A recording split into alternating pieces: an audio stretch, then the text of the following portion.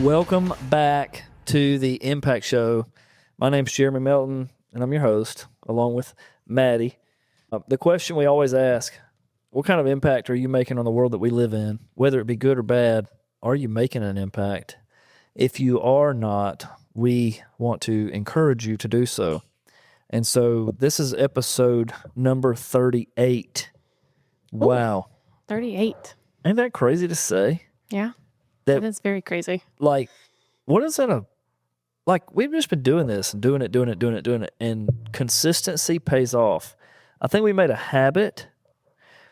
I talk to so many people, and they're like, I want to do a podcast. How do you get to do, how do you ever get there? The answer, Maddie, is consistency. Good co-host. Yeah, well, great co-host.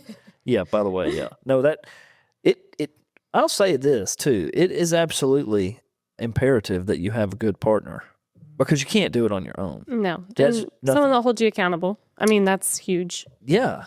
Well, and I mean, I always said you were the brains of the operation. So Maddie's the smart one.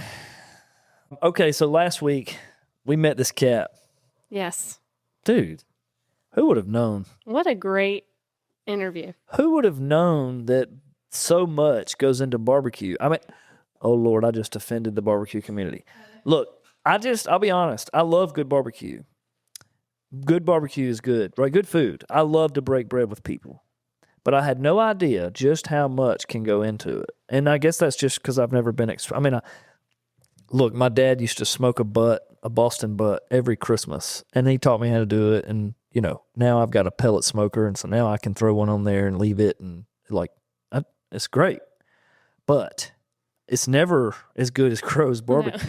No. It's true. And now come to find out the reason why is because there is a lot of stuff that goes into it. Mm-hmm. And so I think that's why there's so many people that are fanatical about it. Right. Something to behold. So, but let's do a takeaway. Okay. What was your takeaway? So I can't remember, but at the sort of the beginning, he said something like, passion is contagious. Oh yeah, he did. And I just thought that was, because just think about it. We're still talking about it today and how you were like, I don't even know that much went into, in the passion that he had just in the first 5 minutes of us talking to him. Yeah. I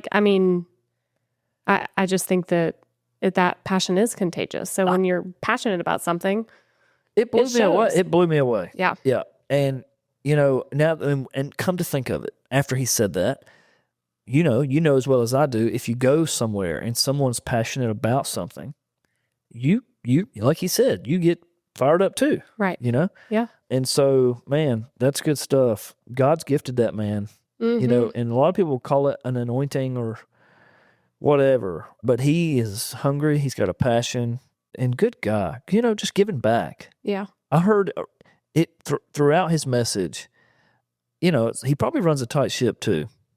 But he had a servant's heart. Yeah. And my takeaway was that he said he'd done two things to make sure everybody in the company knew that he would do those two things. It was clean the bathroom and wash the dishes. Yeah.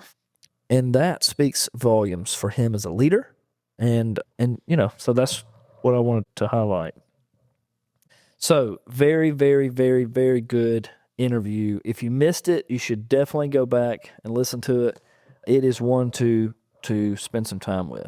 We liked him so much that we have to plan another time for him to come on. Yeah, we've said that about a bunch of people. They never come back. But we do need to figure out how to make that happen. Right. Because he was great.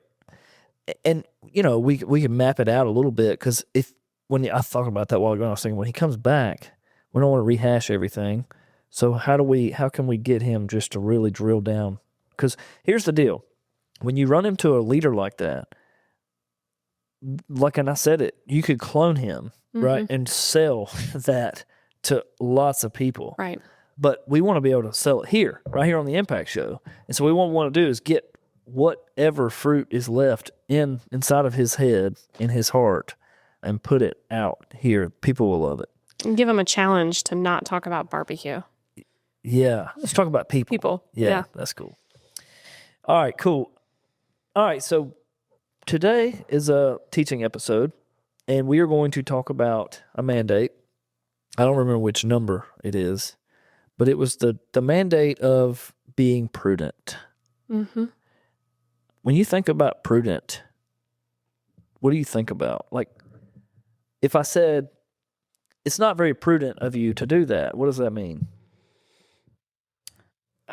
Well, Google. I actually didn't know what the word prudent meant. Really? Yeah, Did you look it up? I don't think I've ever used that word in my life. I mean, for real, I just don't. I don't know why. It's not in my vocabulary. So you're expanding your vocabulary today. Yes. So this is truly a learning Okay. episode for me. Excellent. But prudent from Google means acting with or showing care and thought for the future. Okay. To be prudent means to act with care, good judgment, and caution, especially by considering future consequences and managing resources wisely. Wisely. So maybe if you were going to have a synonym for prudent, what would it be? Wise. Okay. Wisely. Or wisdom? Wisdom. Wisely, wisdom. Wisely. Okay. So, all right. So what we're going to say is for this conversation, to be prudent is to be wise. Okay. And so wisdom is not exactly a mandate, right? Right. So we're not duplicating anything here. This is just simply put, wisdom. Now, that is so that's what it means on the surface. But a prudent leader is someone who leads with wisdom. Okay? Foresight sound judgment is what I would say. So a prudent leader exhibits wisdom, and they think about the future. They make decisions on the future. Right. And they also have sound judgment.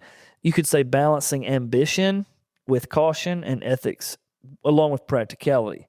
So you could say prudence is one of the, it's a virtue almost. Okay. But it's also, in my opinion, it's a mandate, because being prudent, you have to be, the leader has to seek wisdom. He has to seek it and do it. Be wise. Right. And so it's essential for effective leadership. Someone has to be thinking about the future, making good, sound decisions that's grounded, okay, and thought to be wise. That is what a prudent leader is. And it's so important, like it's a mandate. That's why I put it on there, right? And so what we want to talk about, just to get right to it, is what makes a prudent leader. So what are the core qualities of a prudent leader? And so we're basically going to go through a list. I think I've got five or six things. Actually, maybe 7. No. Well, you would say vision. We talk about vision. That's a whole other thing. But the foresight, you heard me mention foresight earlier. And I think that's different than vision. So vision is to almost look ahead, be able to go ahead and also dream. Foresight is not necessarily dreaming, but it's thinking ahead and anticipating the consequences, right, of the decision that you're making. And possibly there's going to be short-term outcomes and long-term outcomes, and the prudent leader makes decisions based on those. What's best for the team? So prudent leader doesn't rush into decisions. They gather facts, seek advice, think about it in different scenarios. I tell all my people, pull up 3,000 feet, right? Look down. Over and over again, you hear me say that, 3,000 feet down. Because prudent, that's being prudent. If you don't pull up and look down, then you're not being prudent. Right. Okay. So you come up 3,000 feet, you look down, that is one form of being prudent. Okay. Right. That's the first one. And we talk about number 2, we're going to say sound judgment. Okay.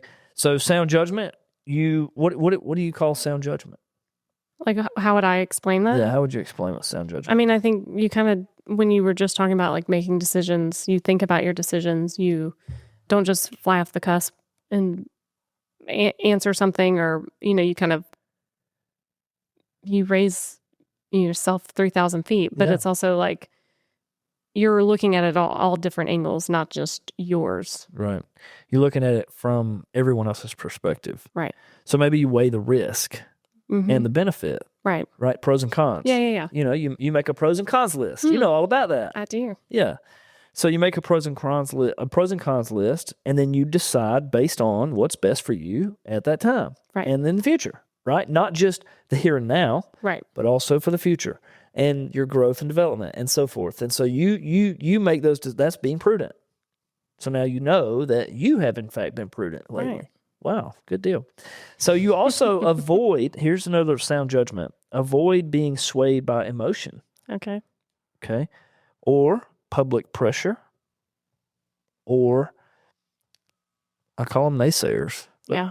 people that don't necessarily want what's best for you. Mm-hmm. You know, and so being prudent is to weigh everything you do and see through foresight. Number one, sound judgment. Mm-hmm. Number three, moral integrity. So you make decisions guided by what? Principle, ethics, Right. morals, not just convenience or gain. We talk about that all the time as a leader. You don't make decisions based on solely on gain, because sometimes the things that you do or need to do will not be a gain. Mm-mm. Sometimes you'll go backwards. Yeah. But that is being prudent, right? And so you're going to make decisions based on being prudent. You're going to make decisions based on what's right or moral, or recognizing what's right is not always easy. In fact, it's most of the time it's harder. Yeah. And that's why a lot of people don't do it. Mm-hmm. It's interesting. I told my kids, it makes me think about this. The first thing that comes to your mind is probably not the right thing to say. And if you're not doing stuff that you don't want to do, you're probably not doing the right things. So you should do things that you don't want to do. If you're doing what you want to do all the time, you're not growing. Mm-mm. So, Complacent. yeah, 100%. Number 4, all right, so we had foresight, sound judgment, moral integrity. Number 4, core quality here, balance and moderation. So this one's hard for me because, I want to touch on this. There's really no such thing as balance. Well, there is, but typically when you're balanced, something is getting cheated anyways, because you're not giving everything you've got to whatever it is. Right. You're not giving all of you to whatever it is. So you're always cheating something. I tell people all the time, just choose what you're going to cheat. Balance is not necessarily, and people argue with me all the time, balance is not necessarily something that you want to attain. It's very difficult. But when you are balanced, you're really not, I don't want to say you're not going to be good at anything, because you can be, but balance is very difficult to attain. You said balanced and moderation. So we talk about balance and moderation, finding middle ground, right? Now that's actually a good thing to find middle ground, but something's still getting cheated. It's kind of like marriage. You can't really be 50-50, because if you are, then you're always having expectations of the other one, and then it's never good. right. So what you want to do, I think Andy Stanley wrote the book, Choose to Cheat, I think. Read that book. It's good. Okay. But basically, you do want to balance innovation, tradition. You want to balance the things as a leader. You do have to balance the things that you're doing in your leadership. Right. Right? And it's important to focus on that because you're measuring it. Okay? And so, having said all that, balance is good in certain things, but just don't hear that like I'm going to have a balance in my business and, whatever, because you're probably not. Complacent. Yeah. So, all right, learning and reflection. Number 5, learning. So you want to reflect on past actions and learn from those mistakes. What was that? Miller McGowan. What was his? Post. It was like the Post-action plan post-action something. or oh my gosh. Oh, we're going to get Sorry, Miller. Sorry. We're going to go back and listen to it now. But yes, learning from mistakes, learning from what you did well, learning nonetheless, you get strategies and stuff that you did and what worked and what didn't work. And so that's part of being prudent. Right. Empathy and understanding. So number 6, the prudent leader listens to others and considers multiple perspectives, not just their own. Right. And of course, understanding what the impact that you're going to have on others. That's prudent. Yeah. If you don't think about that, then you're not being prudent. All right, so let's talk about a prudent leader. Can you think of someone that comes to mind that you think they're prudent? It's okay if you can't. I have an example. No? Well, I think because a lot of times this is a leadership mandate or skill that unless you work alongside a leader, you don't get to see this part of a leader. That's true. Unless you're being mentored by a very strong leader, you may not ever even hear this word. Right. And so that's why we have the show. And that's why we have these learning episodes, because we want everybody to get these. I feel like we want everybody to lead. It's like an internal thing that a person has rather than like empathy. Okay. It's a little different because people feel that from you. Yeah. Like prudent, I feel like it's more of how your mind kind of works. Well, so when you think about, maybe you use the word wise, do you know a wise leader? Because that's essentially what we said, what Google said what prudent is. And that's the best way that I would be to describe it. But when you think about someone that's wise, you think about the gray hair and the person that's been through the muck and the mire, and someone that's done a lot of really cool stuff. I think of Jeff Rogers. Yeah. No, 100%. I agree. I think that he would be considered prudent. Yeah, he thinks about it. He analyzes it. He asks questions. He asks all the questions. Yeah. Yep. No, he did do that. I think about wisdom is something to behold. In fact, I told a kid recently to seek wisdom because, at a young age, you want to be wise. That's really, really important that you seek wisdom.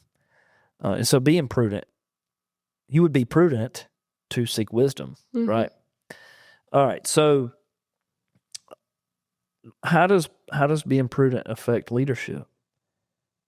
If you think, well, okay, Jeremy, you sit there and say you got to be wise, you got to seek wisdom, you got to do all these things. What is it going to do for my leadership? And so I'm going to go through a couple of those. Number 1, it builds your credibility. Okay. People learn to trust you. Yeah. People can trust someone that they know is prudent because they know they're making grounded, sound judgment decisions, right? And so you're not going to make irrational decisions. And so it's going to be sustainable.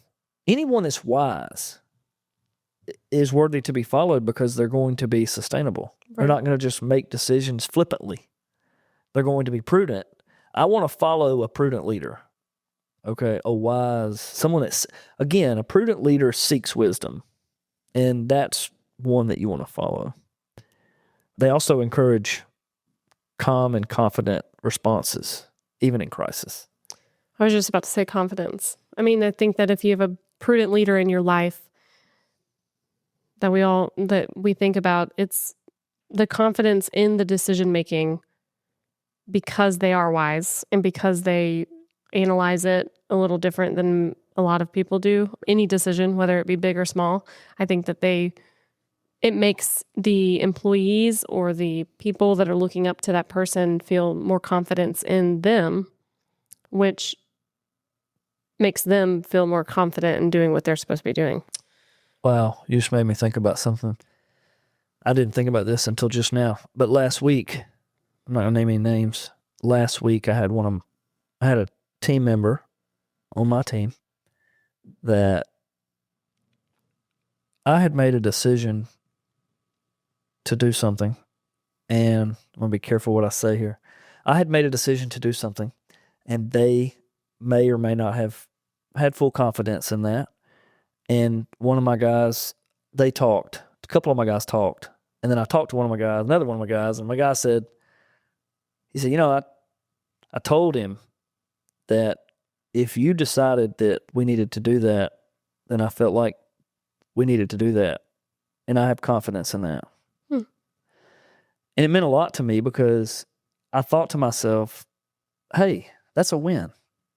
Because the fact that, and by all means, my guys, hopefully all of my guys trust me to be this prudent. And I've put everything in the shaker bottle and shook it up and poured it out. But not that I'm never going to make a bad decision, but the fact that my guys rallied up and got behind me on the decision meant a lot to me. Right. And so it's funny, as you were saying that, it was just like a light bulb went off. Like it just happened like recently where my guys got together and said, hey, if he decides that we need to do this, we should just get behind him because he's shaking it up and thought about it, and let's go. You know? Right. So that's good. And that's what you want. You want your people to believe in what you decide. If your people don't believe in what you decide, then they're not following you. No, yeah. Right? And so, but when you have really strong leaders around you, when you've surrounded yourself with really strong leaders, you want them to challenge what you say and do. Right. But then you also want them to get together and decide to follow you. Right? Yeah. And so it's like this just played out for me last week, and I didn't even think about it until just now. Because I tell my guys all the time, hey, challenge me. If you think that what I've done is wrong, or what I've said is different than what it should have been said, then please say so. Right. Never be a yes man. And that is leadership 101. You want your people to challenge you. I heard a man say one time, he said, if they're not good enough to hurt me, then they're not good enough to help me. I don't know where I heard that from, but give the credit where credit's due. It was not born here. That's just regurgitated here. But if they're not strong enough to hurt me, they're not strong enough to help me. And it may have been that preacher guy. But anyway, moving on. How do you develop prudence? So somebody's sitting here right now and they're thinking, heck yeah, I want to be prudent. We talked about how it benefits leadership, but how do you develop it? Can you develop it? And you're normally the one that asks that question. I know. Well, I feel like it's a practice. Like it's like with empathy, I feel like that's kind of a characteristic of a person that you can fake empathy, but if you really have empathy for someone, they feel it. For prudent, I feel like it's something that you have to work on and continuously learn from other leaders and other mentors. That's not something that you can, I don't think you're just born wise, No, you're not. I mean, you've got life experiences. I think that's what you learn from, and you either learn to grow from things that might knock you down. But I think prudence is something that you've got to really intentionally strive to be. Correct. As a leader. 100%. That's exactly right. Prudence is not an inborn trait. Okay. It's a discipline that you build. And as all these other mandates are, right? We talk about that. We can build them. Yeah. And it's funny, I went to lunch with a leader the other day, and he said, Can you grow passion inside of people? And I was like, yeah. And then I thought about it. I don't know. But anyway, we're staying on prudence today. Passion's contagious. Yeah. Well, that's what the man said earlier. So I'm going to have to call my guy back that I went and had lunch with and say, you know You're what? wrong. No, you absolutely. Well, he asked the question. He Right. didn't say one way or the other. But all right. So how do you develop it? You build it Mm-hmm. through self-awareness, reflection, and I'm going to say action as you learn other things. So the number one way is to cultivate self-awareness. That's hard. Why is it? I feel like it's more human nature to not be self-aware on things. I think it's more human nature to look at everyone else and point fingers. Self-awareness is so important. And I try to tell people all the time, be coachable, Right. right? Well, you tell your kids that. That's being self-aware. Mm-hmm. And it's so important to maintain self-awareness. And whether or not, how are you reacting or responding, which you're supposed to respond, not react, but all that matters. And so, reflecting on that, you want to understand your strengths, understand your emotional triggers, but all those things create self-awareness. Cultivating self-awareness leads you to be a prudent leader. Mm. Okay. That's one way. Number two is to seek counsel. I can't tell you how many times I ask people on our show all the time, who are you who's mentoring you? Mm-hmm. Because in and of yourself, you will not be the leader that you're supposed to be. Right. So if you're in a leadership role, if you don't hear anything else I say today, if you're in a leadership role right now and you're leading people, somebody needs to be telling you where your blind spots are. Mm. Ain't that what a man said last week? It is, yes. Good So word. it was great for him to say that, but you have blind spots, things that you don't see. Mm-hmm. And one of the things he said, he told his people, was even his new guys, 1 2 weeks in, what can I do to change and what can I do to help serve you better? So seek counsel. That's number two. So prudent leaders don't decide in isolation either, right? They get together, Right. get a consensus, surround yourself with people who think different. That's so big of a struggle for leaders today is they don't want different opinions. They think they've got it figured out. Yeah. So, Well, that's really big too, because you'll have so many different employees, or you could have so many different employees, so many different types of friends. Your children might grow up to be different than what you were as a kid. I think that being, open to so many different leaders or mentors from different walks of life is really big because, they could be prudent, yes, but then their outlook on things are going to be totally different than yours or could be. And you learn how to kind of handle different types of people too. right. Yeah, no, exactly. At the end of the day, being prudent is, I don't want to call it superpower, but it's something that it's a discipline that I want to be prudent. You have to build disciplines to do so. Mm-hmm. It's kind of like decision making. When you get ready to make a decision as a prudent leader, you've got to, basically, you're making a big choice, make a big decision, you're making something that's going to change the direction. And it goes all the way down to small decisions. But you got to balance, speed and depth. You don't want to make shallow decisions because you want to go fast. Sometimes you got to dig a little deeper, slow it down. But that's the balance we were talking about earlier, I think. Mm-hmm. You do want to balance some of that. But nonetheless, you want to have, you may call it, your decision-making processes, maybe they're also reflective. Like you reasoned, reflective, I don't know what word you want to use, but balanced, all those things. It's important. How you make decisions is really what separates you from a prudent leader or not. Mm-hmm. Okay. And so your decision-making process needs to be something that you focus on. Right. And what does that look like? Can that change? Yeah. Oh, yeah. Absolutely. Well, for some leaders, they make decisions based on their gut, their intuition. Right. And that's not a bad thing because at the end of the day, your gut does, as a good leader, your gut matters. You have that intuition, I believe. Yeah. It's built into you. But you also would do well by grounding it, having a soundboard, having guardrails, and all those things. But all those things are things that you choose to do, and I think being humble leads you to put those in place, right? All right, so, and then experience.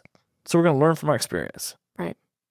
So when you have an experience that you learn a lesson from, you write it down, document it, take note, give it to somebody else so that you can extract from that later. Yep. And then, of course, it's funny, boldness. So prudence, sometimes being prudent, you're bold yet cautious. Okay? So a prudent leader is bold, but not so courageous that they're not thinking about the consequences. So a prudent leader moves when ready, not when rushed. That's good. Okay? I think it all goes back to like the confidence. So if you have a leader who does act on their gut, and it's just like the people around you are, it's almost like you don't really know what they're going to say because there's no confidence behind how they make their decision. So like if you're a leader that steps back 3,000 feet above and looks at everything and then makes a decision and you make that known to all of your people, I think that's why there's confidence behind the decision making. But if you just make yep, let's do this or whatever, without actually thinking of all the consequences or benefits or whatever it is, I think that's where the team that's supposed to be supporting you may not be as confident in your leadership abilities. Right. Or decision making. Right. It's funny. Have you ever been at a place of work where everything's a competition? Now, look, by the way, competitions are not bad, right? But everything is not always about a competition. I think that sometimes competition takes away from collaboration. And a prudent leader always leans in on collaboration too. And of course, the most effective leaders out there do that. Competition's not a bad thing, but in the right way. Collaboration has to be in the front of competition. Sometimes I think leaders get those two backwards. They put competition in the front, thinking that we're just going to move the needle. Right. Well, yeah, it will, but on the other side of that, you're going to have to clean up a mess because people have built a culture of competition, and that's not good. You want a culture of collaboration, and then spice a little competition up with it. Well, I was about to say, too, I think you can make competition and you can make collaboration thrive with some healthy competition, too. Yes, but you have to make sure that you do it in the right order. You have to be prudent about it. That's right. Yeah, and a prudent leader does that. Strategic. Yeah, exactly. So, yeah, you're already thinking about this prudent leader guy. I mean, this prudent leader that you're envisioning, yeah, that's great. So that's what we want to be. All right. So what can we change now, after having learned all this, to mark ourselves as a prudent leader? I think for me, decision making would be more tactful. Like I think that instead of, making any type of decision, you set a pro and cons list, you just chew it over, mow it over. You think of every scenario possible in a certain time frame, that's not too long of a time frame or too short, or, I think I can be more conscious of how I make my decisions as a leader. You also said maybe seek counsel. You've done that too. So it's just all coming to me. But, so you seek counsel when you get ready to make a decision. Right. And then, you do all these things. You set your day. You clarify what you're trying to get. You seek counsel. You scrub your decisions. You pull up 3,000 feet. you pros and cons, you do all this stuff, and you're in fact being a prudent leader, right? And that's what you want to be. And so, reflect, but strategic foresight, that's one of, you said strategy a while ago. I think that being strategic is obviously something that needs to be focused on. And you're also learning, but reflection on what you're doing, seeking wisdom, we're talking to the leaders out there that say, yeah, I want to be that guy. I want to master that mandate.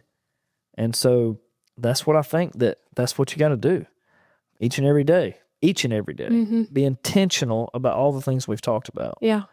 And that's really it. I mean, it's not that complicated. None of this stuff is complicated. It's just a matter of doing it. And we always say, like, leaders always learn, or you have to keep learning, and you've got to keep trying to get better and do better, learn something new. And I think that with these mandates, it's like we could go over, once we're done with the 20, and we can go over them again and we'll learn something different. Oh, yeah. Yeah, 100%. Well, and I mean, again, it's building habits, and because they can become your nature. Yeah. And if you don't study them, if you don't focus on them, if you're not intentional with them, you will not do them. Right. They are not in your nature.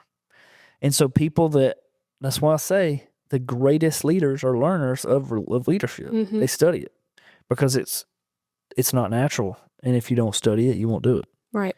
And so now we're refreshing on this. Now you're going to go and you're going to say, hey, my next decision, I'm going to do this and this and this and this, which you've already been doing, your prudent leadership self. But I'm just saying you're going to do all these things, and then you're going to say, hey, that was prudent. And then you're going to go to make a decision again. You're going to go do them. Check the box. Make sure I'm doing all this. Make sure I'm bouncing it off somebody. Make sure I'm talking to somebody. Make sure I'm grounding my decisions. Make sure I'm pulling up 3,000 feet, looking at the pros and the cons. You can do all those things. You're being prudent. Yep. And then in your leadership, your people will follow you. It's like we talked about earlier. And it was a live example. And I'm flattered by the fact that my guys decided that I was worthy to make the decision that I made. And hopefully I don't let them down. Right. But anyway, that's being prudent. So that's good. Pretty good much stuff. it in a nutshell. How fast was that? 40 minutes. Oh, wow. I thought it was faster than that. So, you mean shorter? Yeah, I thought it was like 30. No, 40. Wow. Cool. These are good little snippets that knock it out. It's practical. You learn from it and you move on and go to the next one. We need to make a workbook, like you know what I'm saying, where people can like follow along with the podcast and like write down different notes. Yeah, absolutely. Well, that's what we want to do. We want to change lives. So make an impact. And we want everybody else to make an impact. So anyway, thank you all for tuning in. Thank you. It's been great. We're going to sign off. Signing off.